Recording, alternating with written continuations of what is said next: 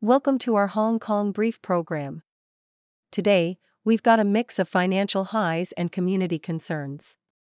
First up, Hong Kong stocks have hit a 10-month high thanks to China's new property rescue measures. Meanwhile, the city's only industrial-scale chicken waste treatment plant might face closure, raising food waste issues. On a different note, civil servants could see pay raises, but it won't be an easy sell to the public given recent challenges in the sector. In other news, the Hong Kong University of Science and Technology is planning to train a new generation of tech-savvy doctors with their proposed medical school. The city is also attracting global interest for family offices due to favorable tax breaks and policies. Additionally, the AI boom is set to drive further growth for the fiber optic startup Cloud Light after its acquisition by a U.S. firm. Lastly, an expert has emphasized the importance of early community care for elderly people suspected of having dementia while waiting for diagnosis.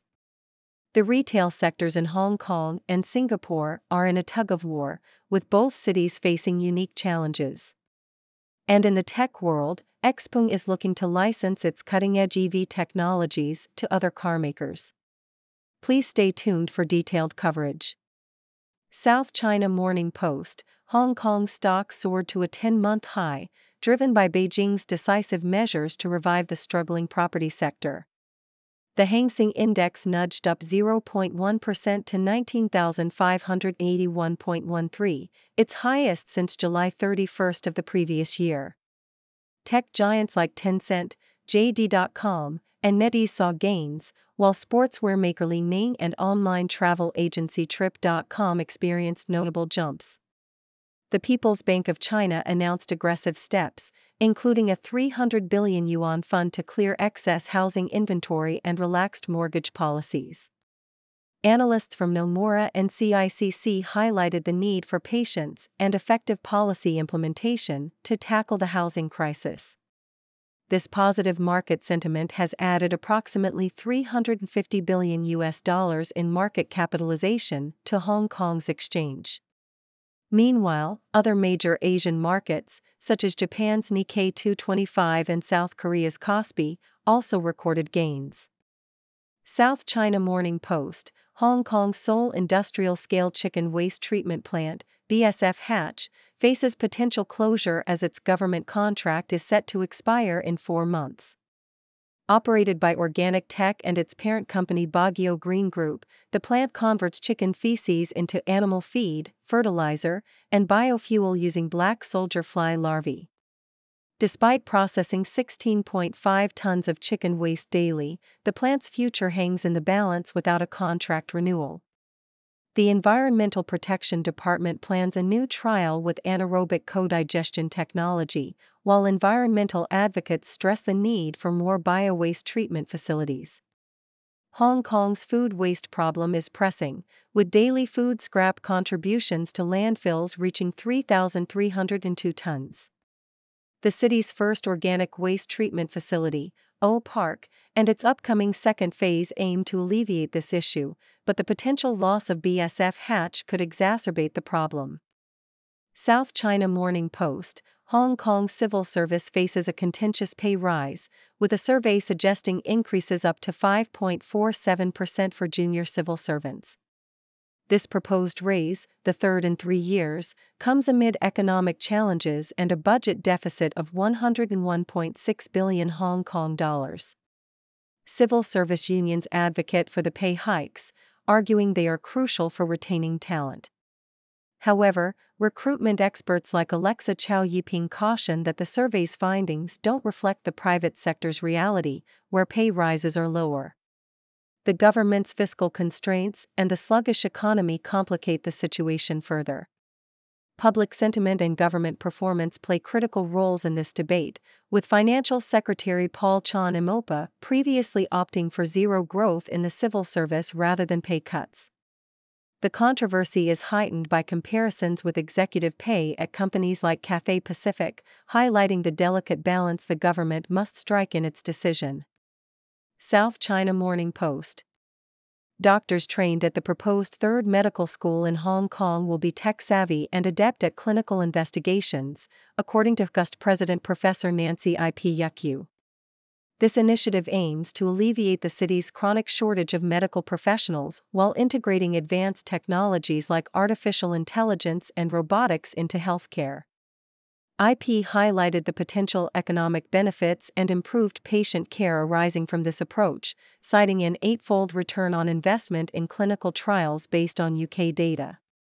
The university plans to collaborate with a European institution and Beijing Tiantan Hospital to enhance medical training and research. IP also envisions Hong Kong as a regional biomedical innovation hub, leveraging its strategic location in the Greater Bay Area and its existing research infrastructure, including 2 InnoHK clusters focused on healthcare and AI. South China Morning Post. Hong Kong's tax incentives and immigration policies have successfully attracted global interest in setting up family offices, especially from mainland Chinese and Southeast Asian tycoons, according to Paul Knox of J.P. Morgan Private Bank Asia. The city's flexible regulations, low tax rates, and vibrant capital markets make it an appealing destination for managing investments, philanthropy, and succession planning.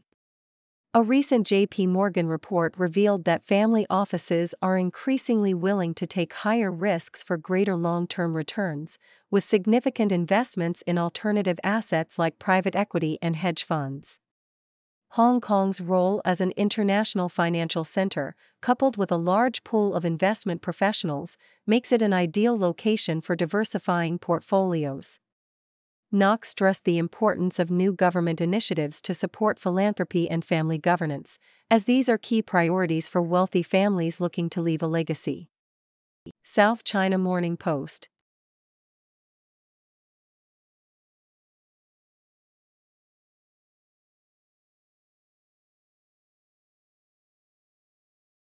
South China Morning Post. Hong Kong's elderly population facing dementia should receive early community care support from the government, even before a formal diagnosis, according to Dr. Lam Ching Choi, chairman of the Advisory Committee on Mental Health. Dr. Lam highlighted the bottleneck in the healthcare system, where patients endure long waiting times for diagnostic services at public hospitals, delaying crucial treatment and support. He emphasized the importance of slowing dementia's progression and providing community support beyond what the medical system can offer. The health authority revealed that dementia patients often suffer from other chronic diseases, requiring flexible resource allocation for joint consultations and treatments. Dr. Lam proposed a model similar to the on-site preschool rehabilitation services, which provides care support to children with special needs while awaiting formal diagnosis, suggesting this could be adapted for elderly dementia care. He also called for collaboration among government departments to build an effective system for dementia patients, stressing the need for community support to prevent tragedies, such as the recent case of a mother and son, and to create safer environments for children in schools.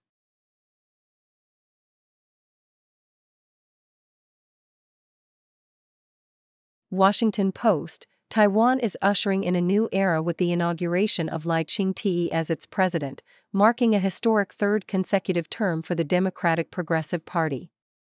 Lai, who served as vice president under Tsai Ing-wen, has pledged to uphold Taiwan's democratic values and continue a balanced approach toward China, emphasizing dialogue but only on equal terms. Under Tsai's leadership, Taiwan has fortified its identity and resilience against Chinese aggression, especially after witnessing the suppression of pro-democracy movements in Hong Kong. Lai's victory, despite the DPP losing its parliamentary majority, reflects a significant shift in Taiwanese sentiment away from Chinese influence, with a growing number of citizens identifying solely as Taiwanese.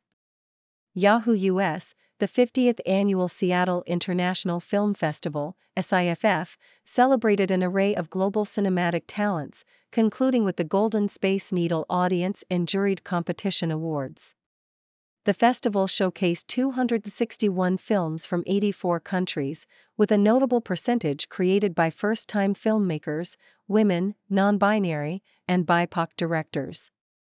Sing Sing, directed by Greg Queter, won the Best Film Award, while Porcelain War took home the Best Documentary prize.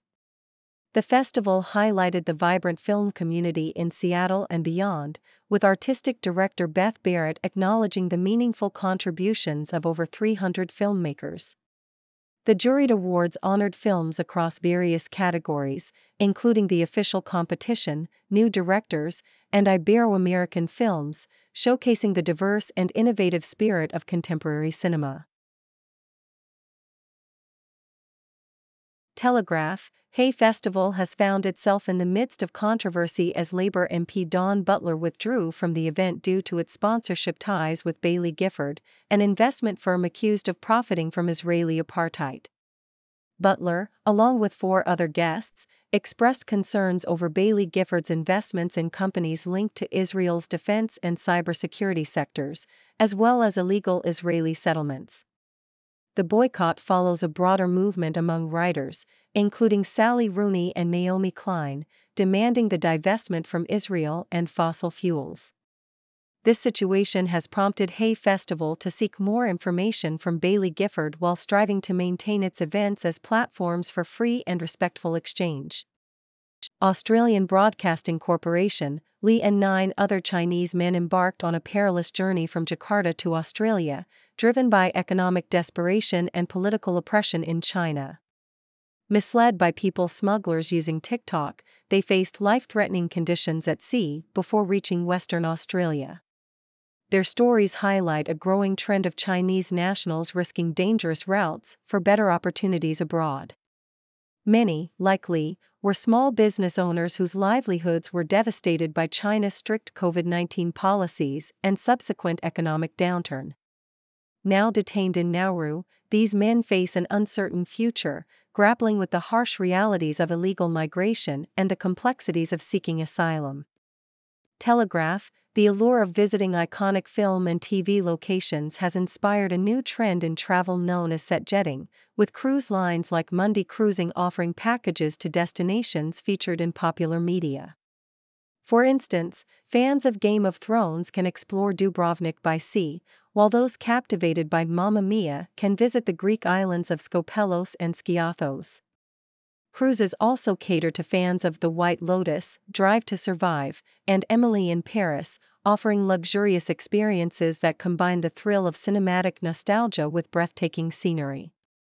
These themed voyages promise to turn screen fantasies into unforgettable travel adventures. Thank you for tuning in. The content above showcases the latest briefing reports and analytical synopses, thoughtfully curated by the 6Do team. These insights stem from a wide array of reputable media outlets, think tanks, government sources, and specialized experts worldwide. We encourage you to explore these sources for a comprehensive perspective.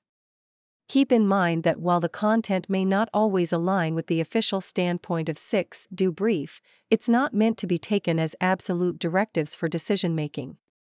Comprising seasoned media professionals, learned scholars, and accomplished scientists, the 6Do team embodies a trailblazing, fully independent media entity. To customize 6Do Brief to meet your professional needs, you have the option to subscribe to a diverse array of briefings on our website, 6dobrief.com. Regardless of your location, you can conveniently receive 6Do Brief via email.